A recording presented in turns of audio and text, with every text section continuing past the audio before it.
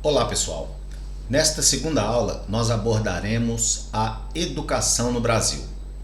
A primeira partição da aula visa discorrer sobre o panorama educacional à luz da Carta Constitucional de 1988. A segunda parte versará sobre a questão dos recursos à educação brasileira e a terceira sobre o capital humano gerado a partir do investimento infantil. No que diz respeito à Constituição de 1988, a Carta Constitucional assegurou o ensino fundamental gratuito, obrigatório e universal a todos. A educação era vista como direito público subjetivo, artigo 208, parágrafo 1º, e o princípio da gestão democrática do ensino público deveria prevalecer no âmbito escolar, artigo 206, inciso 6. Sob o mesmo artigo, se dispõe que o não oferecimento de ensino obrigatório pelo poder público ou sua oferta irregular importa responsabilidade da autoridade competente. Artigo 208, parágrafo 2º. É atribuído a este a tarefa de recensear os educandos no ensino fundamental, fazer-lhes a chamada e zelar, junto aos pais ou responsáveis, pela frequência à escola. Artigo 208, parágrafo 3º. É oportuno dizer que a fonte adicional de recursos advém da Constituição Social do salário educação, recolhido pelas empresas, que poderão deduzir a aplicação realizada no ensino fundamental de seus empregados e dependentes. Artigo 212, parágrafo 5º.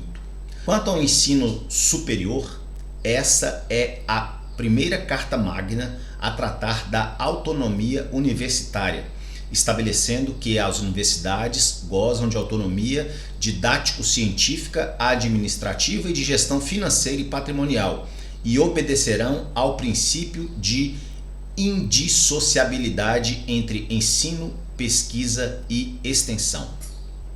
Paralelamente, tem-se que houve o repasse de verbas públicas para entidades de ensino sem fins lucrativos, ou seja, as instituições particulares receberam isenção fiscal, assim como o estabelecimento do plano de carreira e piso salarial aos docentes das instituições públicas.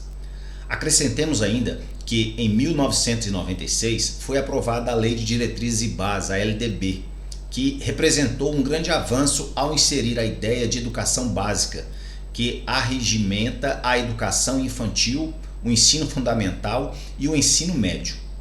Não obstante, tem-se, numa decisão de ampliar ainda mais a garantia da educação básica, o termo ensino pré-escolar foi substituído por educação infantil, pois esta reúne também a creche. Em outros termos, sob sua perspectiva, a LDB reconheceu a importância da educação infantil como etapa inicial para o desenvolvimento completo infantil e, por isso, reposicionou este campo, que no histórico brasileiro ficara a cargo da assistência social. Em continuidade, fora estabelecido o acesso a portadores de necessidades especiais, preferencialmente no ensino regular. Houve aumento da oferta de cursos noturnos para aqueles que necessitam trabalhar durante o dia, assistência ao estudante, auxílio na compra de material escolar, transporte, alimentação e assistência médica. E por último, garantiu acesso e permanência na escola. Outro aspecto fundamental para a análise da educação no Brasil recai sobre a questão da receita para a educação. Antes da Carta Constitucional, a receita para a educação estava vinculada ao orçamento fiscal em uma cota de 25% dos estados e municípios e 13% do orçamento federal. Depois da redação constitucional de 1988, mantiveram-se os mesmos números para os estados e municípios, com aumento de 5% para a União. A União estava incumbida da distribuição da cota federal do salário educação. Através deste dispositivo constitucional, a União ficara responsável pela assistência técnica e financeira aos estados, Distrito Federal e municípios, com vistas a garantir a equidade de oportunidades educacionais e padrão mínimo de qualidade de ensino.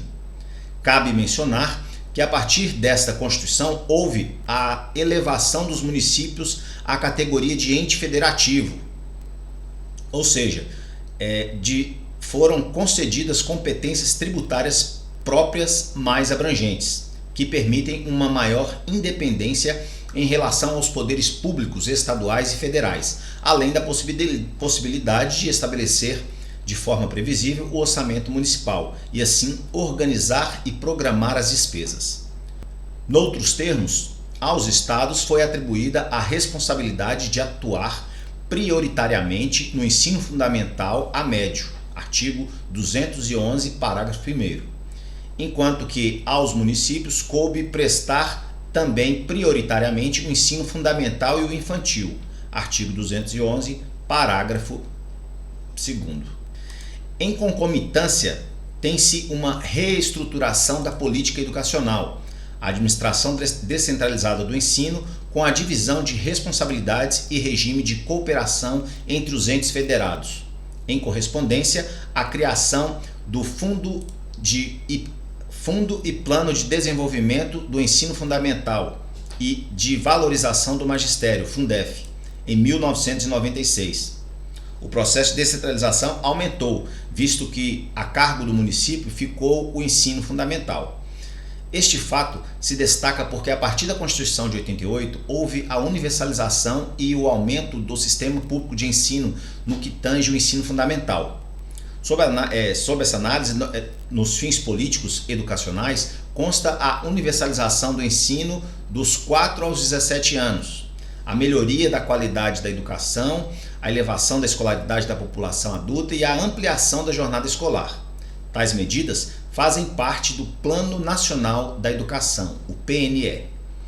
Outro dado importante sobre as mudanças educacionais reside na extensão do ensino fundamental para 9 anos, com idade prevista para iniciar aos 6 anos. Essa modificação ocorreu em 2007. Antes, em 2006, o início do ensino fundamental obrigatório era dos 7 aos 14 anos de idade. Todo esse processo de modificação foi gestado no Fundeb, Fundo de Manutenção e Desenvolvimento da Educação Básica e de Valorização dos Profissionais da Educação, atrelado à Emenda Constitucional número 53, cujo objetivo é seguir os padrões internacionais de educação às crianças de idade inferior a 7 anos. Todavia, tem-se que, embora tenha havido ampliação do ensino público no país, a qualidade do ensino não acompanhou tal crescimento. Sob seu exame, problemas como evasão escolar e reprovação persistiram. A profilaxia necessária para a correção da defasagem brasileira em relação aos países da América Latina recai sobre o aumento do PIB à educação. As políticas de fundos e financiamento da educação serão abordadas na segunda partição da nossa aula.